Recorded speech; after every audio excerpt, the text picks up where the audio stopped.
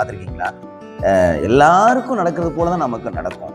அப்போ நமக்குள்ள ஒரு பெரிய மன விரக்தி வரும். என்ன மன விரக்தி?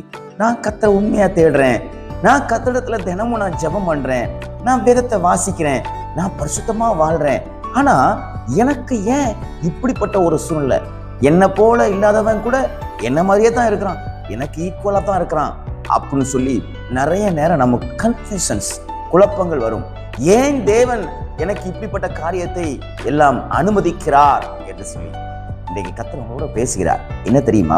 லேவியராகமத்து புத்தகம் 9ஆம் அதிகாரம் 4வது வசனத்துடைய கடைசி பகுதி இப்படியாக சொல்லுகிறது, இன்று கர்த்தர் உங்களுக்கு தரிசனமாவார். இன்னைக்கு கர்த்தர் உங்களுக்காக தரிசனமாவார் அப்படின்னா உங்களுக்கு முன்பாக தன்னை அவர் வெளிப்படுத்துவார். இங்கே கர்த்தர் இந்த வார்த்தை சொன்ன உடனே ஜனங்கள் எல்லாம் தகன பலிக்கு எல்லாம் ரெடி பண்றாங்க, எல்லாம் பண்றாங்க. மோசே சொல்றாரு, ஆரோனும் சேர்ந்து செய்யறாங்க, நீங்க இந்த காரியத்தெல்லாம் செய்யுங்கன்னு சொல்லி ஆண்டவர் எல்லாத்தையும் செய்யறாரு. அவங்க வச்ச பலிபீடத்தில் இருக்கக்கூடிய எல்லா பலிகளையும் தன்னுடைய அக்னியை அனுப்பி தேவன் பச்சிக்கிறார். தேவன் தன்னை வெளிப்படுத்துகிறார்.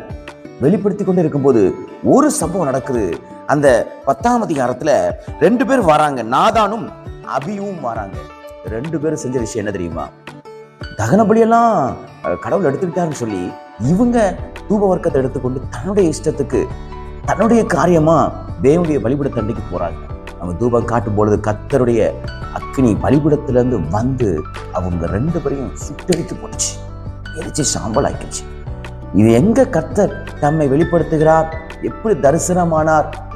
துணிகரமாய் செய்த பாவங்கள், துணிகரமாய் கர்த்தர் என்ன நான் நினைச்சதான் செய்வேன் அப்படின்னு சொல்லும்பொழுது கர்த்தர் அவளுக்கு வெளிப்படுகிறார். இன்னைக்கும் கர்த்தர் இன்னைக்கு உங்களுக்கு முன்பாக கர்த்தர் தரிசனமாவார். எப்படி தரிசனமாவார் தெரியுமா?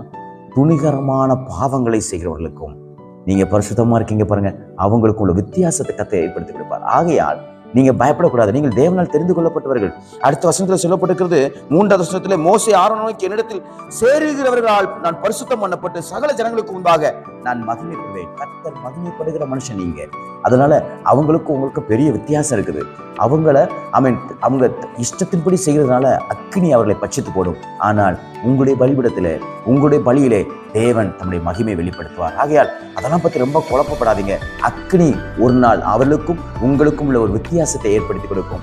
கர்த்தருடைய மகிமை தம்மை வெளிப்படுத்தும் பொழுது உங்களுக்கும் அவர்களுக்கும் புறஜாதியான இருக்கக்கூடிய வித்தியாசத்தை தேவன் ஏற்படுத்தி கொடுப்பார். ஆகையால் பயப்படாதீங்க, கர்த்தர் உங்க கூட இருக்காருன்றதை கர்த்தர் வெளிப்படுத்துவார். இன்று கர்த்தர் தரிசனமாவார். இன்றைக்கு தம்மை அவர் வெளிப்படுத்துவாராக. இந்த நாள் உங்களுக்கு ஒரு ஆசீர்வாதமான நாளாய், தேவனை தரிசிக்கிற நாளாக தேவன் மாற்றி கொடுப்பாராக. God bless you.